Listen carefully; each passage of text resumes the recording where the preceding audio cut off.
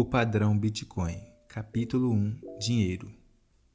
Bitcoin é a mais nova tecnologia para servir a função de dinheiro, uma invenção que alavanca as possibilidades tecnológicas da era digital para resolver um problema que persistiu por toda a existência da humanidade: como mover valor através do tempo e do espaço.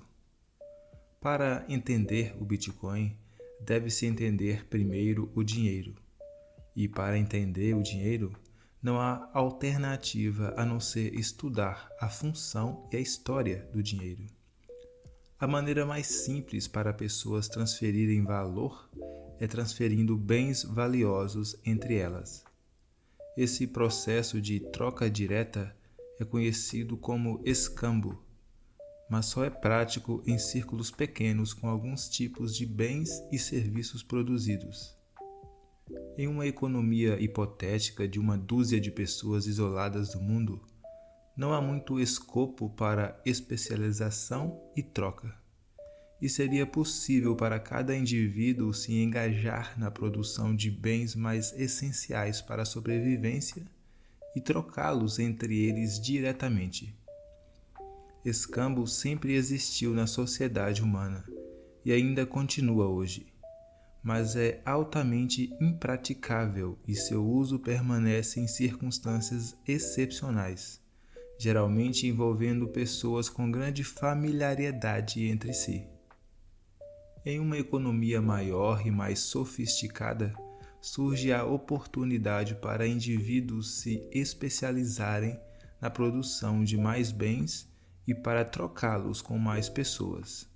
Pessoas com as quais eles não têm relacionamentos pessoais, estranhos com os quais é extremamente impraticável manter um registro de bens, serviços e favores.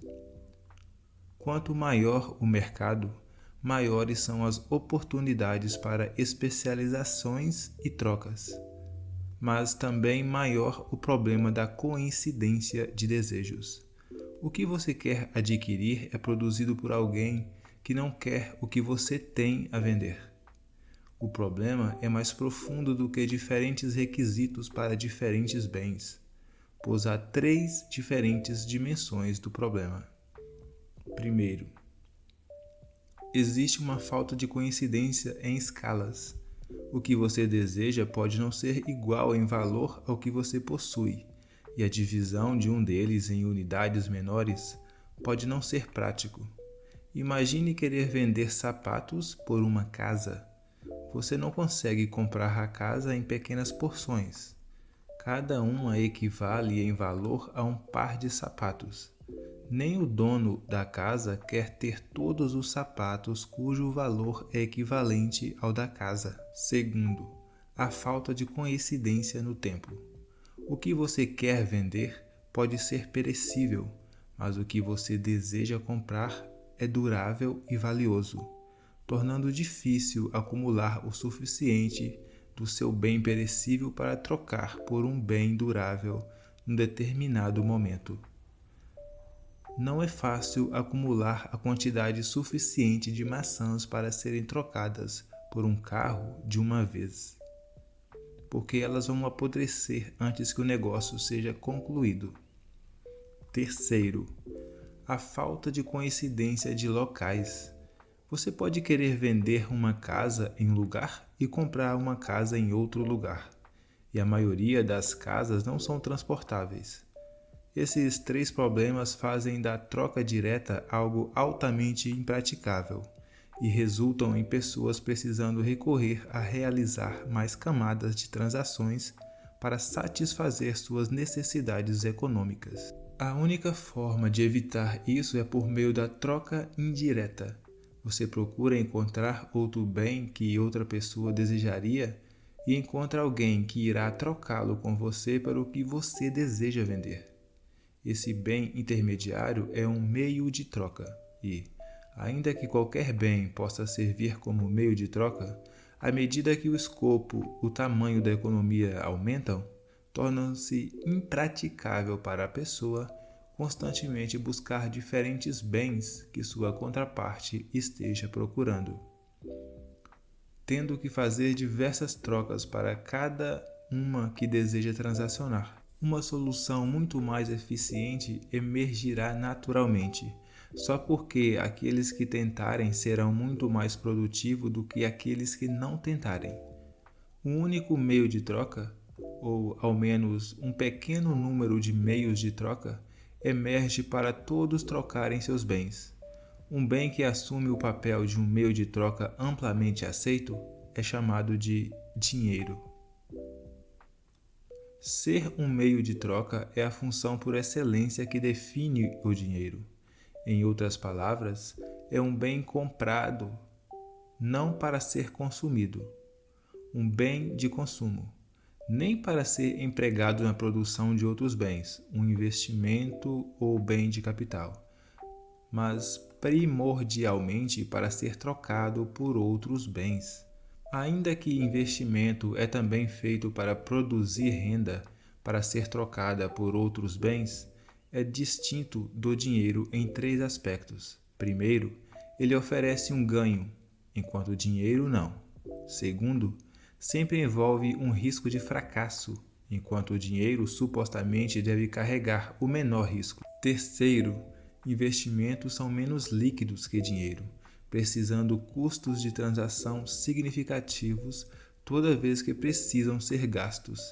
Isso nos ajuda a entender por que sempre haverá demanda por dinheiro e por que investimentos nunca poderão substituir o dinheiro por completo. A vida humana é vivida com a incerteza como um dado. Os seres humanos não conseguem saber ao certo quando precisarão do que quantia de dinheiro. É senso comum e uma sabedoria antiga em virtualmente todas as culturas humanas que indivíduos desejam guardar parte da sua riqueza em forma de dinheiro, porque é mantimento mais líquido possível, permitindo ao mantenedor rapidamente liquidá-lo se precisar. E por isso envolve menos risco do que qualquer investimento. O preço da conveniência de manter o dinheiro vem da renúncia do consumo, que poderia ter sido feito com ele, e em forma de renúncia do ganho que poderia ter sido feito ao investi-lo. Examinando estas escolhas humanas em situação de mercado, Karl Menger, o pai da escola austríaca de economia e fundador da análise marginal em economia, entendeu a propriedade-chave que faz com que um bem seja adotado livremente como dinheiro no mercado. E ela é a vendabilidade, a facilidade com que um bem pode ser vendido no mercado sempre que o mantenedor desejar, com a menor perda de seu preço. Não há um princípio que estimule o que deve e o que não deve ser usado como dinheiro. Qualquer pessoa escolhendo comprar algo não por si, mas com o objetivo de trocá-lo por outra coisa, está criando dinheiro de fato e, assim como as pessoas são diferentes, também serão suas opiniões e suas escolhas sobre o que constitui dinheiro. Através da história humana, muitas coisas serviram à função de dinheiro. Ouro e prata, mais notadamente, mas também cobre, conchas, grandes rochas, sal, gado, títulos do governo, pedras preciosas e até álcool e cigarros, em determinadas condições. As escolhas das pessoas são subjetivas e, por isso, não há escolha certa e errada do dinheiro. Há, porém, consequências para suas escolhas.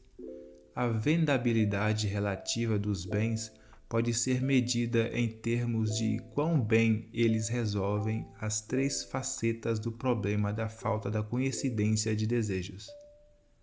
Sua vendabilidade entre escalas, através do espaço e do tempo.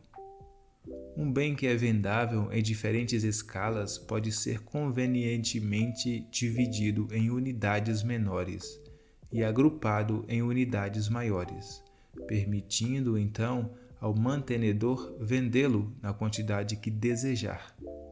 Vendabilidade através do espaço indica facilidade em transportar o bem ou carregá-lo enquanto a pessoa viaja. e isso tem levado o bom meio monetário geralmente a ter um alto valor por unidade de peso. Ambas características não são difíceis de estar presentes em um grande número de bens que podem potencialmente servir à função de dinheiro.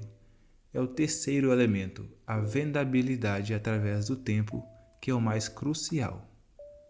A vendabilidade de um bem através do tempo se refere à sua habilidade de manter valor no futuro, permitindo ao mantenedor guardar valor nele, o que é a segunda função do dinheiro, reserva de valor. Para um bem ser vendável pelo tempo, ele deve ser imune ao apodrecimento, à corrosão e a outros tipos de deterioração. É seguro dizer que qualquer um que pensou em preservar sua riqueza no longo prazo em peixes, maçãs ou laranjas, aprendeu a lição do jeito difícil e provavelmente teve muita pouca razão para se preocupar em preservar a riqueza durante um tempo. Integridade física através do tempo, entretanto, é uma condição necessária, mas insuficiente, para a vendabilidade através do tempo, pois é possível para um bem perder seu valor significativamente mesmo se sua condição física se mantiver inalterada. Para o bem manter seu valor, também é necessário que a oferta do bem não aumente muito drasticamente durante o período em que seu mantenedor o possuir. Uma característica comum das formas de dinheiro através da história é a presença de algum mecanismo para restringir a produção de novas unidades do bem para manter o valor das unidades existentes. A relativa dificuldade de produzir novas unidades monetárias determina a força da moeda. Dinheiro cuja oferta é difícil de aumentar é conhecido como moeda forte, enquanto moeda fraca é a moeda cuja oferta é passível de grande aumento. Nós podemos entender a força da moeda por analisar duas quantidades distintas relacionadas à oferta de um bem. Estoque, que é a oferta existente, consistindo em tudo o que já foi produzido no passado, menos tudo o que já foi consumido ou destruído. E 2. O fluxo, que é a produção extra que será feita no próximo período temporal. A razão entre o estoque e o fluxo é um indicador confiável de força de um bem como o dinheiro, e do qual bem adequado ele está para desempenhar o papel monetário. Um bem que tenha uma baixa taxa de escassez é um cuja oferta existente pode ser aumentada drasticamente e as pessoas começam a usá-lo como reserva de valor. Um bem como este provavelmente não manterá seu valor se escolhido como uma reserva de valor. Quanto maior a razão entre o estoque e o fluxo, maior a probabilidade de que um bem manterá seu valor ao longo do tempo e, portanto, mais vendável será através do tempo. Se as pessoas escolhem uma moeda forte, com uma taxa de escassez alta, como reserva de valor, sua compra para estocá-la aumentará a demanda por ela, causando um aumento do seu preço, o que incentivará seus produtores a fazer mais dela. Mas como o fluxo é pequeno se comparado ao estoque existente, é improvável que mesmo um grande aumento na nova produção deprima o preço significativamente. Por outro lado, se pessoas escolherem manter sua riqueza em dinheiro fácil, com uma taxa de escassez baixa, será trivial para os produtores deste bem criarem grandes quantidades dele, que deprimiria seu preço, desvalorizaria o bem, expropriaria a riqueza dos poupadores e destruiria a vendabilidade do bem através do tempo. Eu gosto de chamar isso de armadilha da moeda fraca. Qualquer coisa usada como reserva de valor terá sua oferta aumentada, e qualquer coisa cuja oferta pode ser facilmente aumentada destruirá a riqueza daqueles que a usam como reserva de valor. O corolário a essa armadilha é que qualquer coisa que seja usada com sucesso como dinheiro terá algum mecanismo artificial ou natural para restringir um novo fluxo do bem no mercado, mantendo seu valor através do tempo. Segue-se, portanto, que para algo ter um papel monetário, também deve ser custoso de produzir. De outra forma, a tentação para fazer dinheiro barato destruirá a riqueza dos poupadores e destruirá o incentivo que qualquer um tem para guardar neste meio. Sempre quando um desenvolvimento natural, tecnológico ou político resulta em aumento rápido de uma nova oferta de um bem monetário, o bem perde seu status monetário e é substituído por outro meio de troca com a maior confiança na taxa de escassez. Como será discutido no próximo capítulo, conchas foram usadas como dinheiro enquanto eram difíceis de encontrar. Cigarros avulsos são usados como dinheiro em prisões porque são difíceis de encontrar e produzir. E com moedas nacionais, quanto menor a taxa de crescimento da oferta, maior a probabilidade que seja mantida por indivíduos e que mantenha seu valor através do tempo. Quando a tecnologia moderna tornou a importação e a captura de conchas fácil, sociedades que as usavam trocaram por metal e papel moeda. E quando os governos aumentam sua oferta de moeda, seus cidadãos mudam para moedas estrangeiras, ouro ou outro bem monetário mais confiável. O século XX nos deu um grande número de tais tragédias, particularmente nos países em desenvolvimento. Os meios monetários que sobreviveram por mais tempo são aqueles que detiveram mecanismos confiáveis para restringir seu crescimento em oferta. Em outras palavras, moeda forte. Competição sempre está viva entre os meios monetários, e suas consequências são antevistas pelos efeitos da tecnologia nas diferentes razões de estoque e fluxo dos competidores, como será demonstrado no próximo capítulo. Enquanto pessoas são livres geralmente para usar quaisquer bens que desejam como meios de troca, a realidade é que, durante o tempo, aqueles que usam dinheiro forte serão os maiores beneficiados, perdendo pouco valor devido à nova oferta insignificante de seu meio de troca. Aqueles que escolhem dinheiro fraco provavelmente perderam valor enquanto a oferta aumenta rapidamente, levando seu preço para baixo. Seja pela perspectiva do cálculo racional ou pela retrospectiva lição severa da realidade, a maioria do dinheiro e da riqueza será concentrada por aqueles que escolherem a forma mais forte e vendável de dinheiro. Mas a força ou a vendabilidade do bem em si não é algo estático no tempo, assim como as capacidades tecnológicas de diferentes sociedades e eras têm variado. Da mesma forma, variaram a força de várias formas de dinheiro e com ela sua vendabilidade. Na verdade, a escolha sobre o que faz o melhor dinheiro foi sempre determinada pelas realidades tecnológicas que moldaram a vendabilidade de diferentes bens.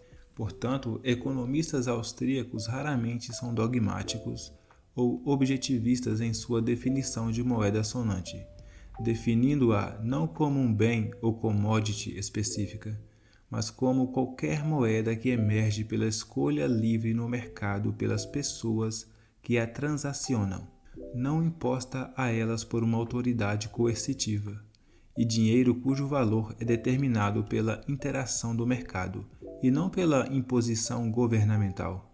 A competição monetária do livre mercado é impiedosamente efetiva, produzindo moeda sonante, pois permite somente àqueles que escolheram o dinheiro correto a manterem riqueza através do tempo. Não é necessário para o governo impor o dinheiro mais forte à sociedade.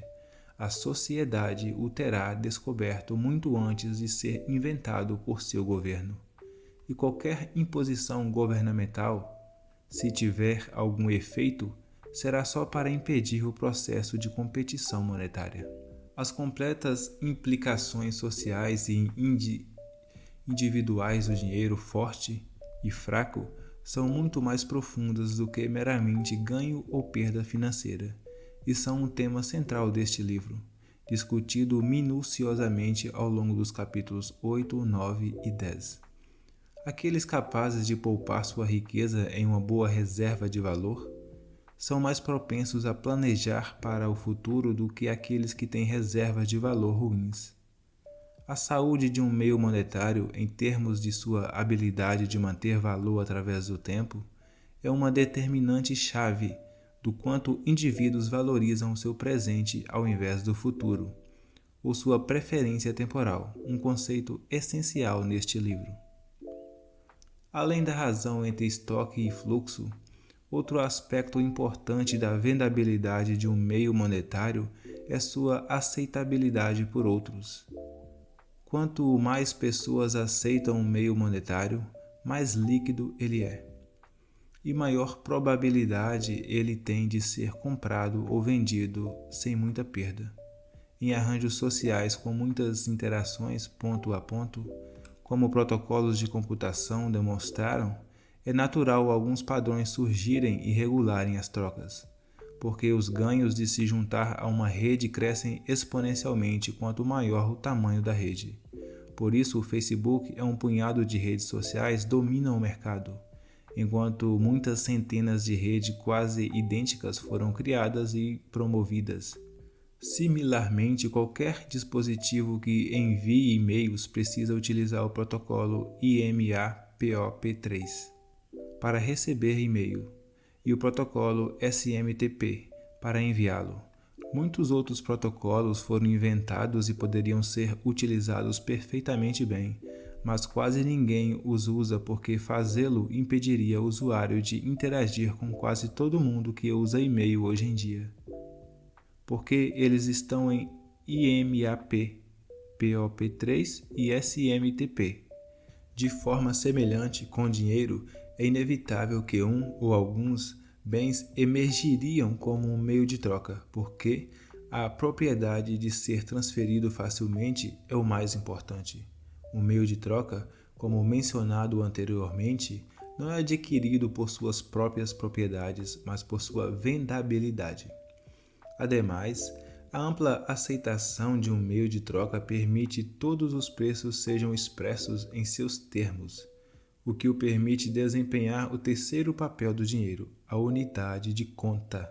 Em uma economia com nenhum meio de troca reconhecido, cada bem terá que ser precificado em termos de outro bem, levando a um grande número de preços, fazendo o cálculo econômico cada vez mais difícil.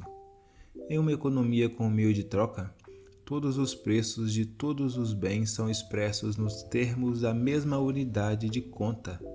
Nesta sociedade, o dinheiro serve como uma métrica com a qual se mede o valor interpessoal. Recompensa os produtores à medida que eles criam valor aos outros e indica aos consumidores o quanto eles precisam pagar para obter o bem desejado. Somente por meio de um meio de troca uniforme, agindo como uma unidade de conta, cálculos econômicos complexos se tornam possíveis e, com isso, vem a possibilidade de especialização em tarefas complexas, acumulação de capital e grandes mercados. A operação de uma economia de mercado é dependente dos preços, e preços, para serem precisos, são dependentes de um meio de troca comum, o que reflete a relativa escassez de diferentes bens. Se é dinheiro fraco, a habilidade de seu emissor de constantemente aumentar sua quantidade impedi-lo-á de refletir os custos de oportunidade acuradamente. Qualquer mudança imprevisível na quantidade de dinheiro distorcerá seu papel como meio de valor interpessoal e um condutor de informação econômica. Ter um único meio de troca permite que o tamanho da economia cresça tão grande quanto for o número de pessoas dispostas a usar este meio de troca. Quanto maior os ganhos da economia, maior a oportunidade de ganhos pelas trocas e pela especialização e, talvez mais significativamente, maior e mais sofisticada a estrutura de produção pode se tornar.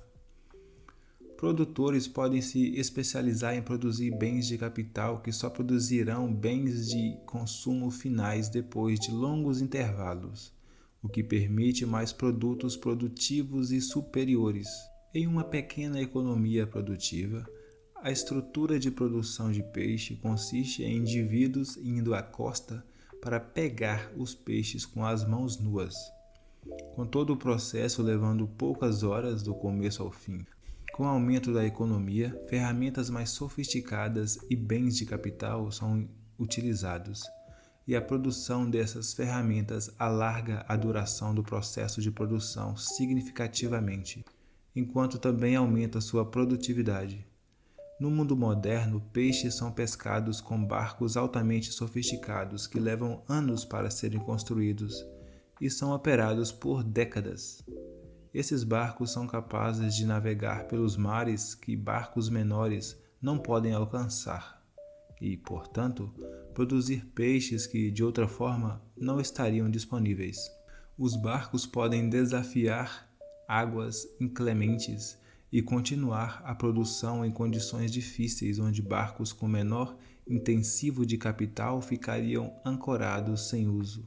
Enquanto a acumulação de capital tornou o processo mais longo, ela o tornou mais produtivo por unidade de trabalho e pôde produzir produtos superiores que nunca foram possíveis em uma economia produtiva com ferramentas básicas e nenhuma acumulação de capital.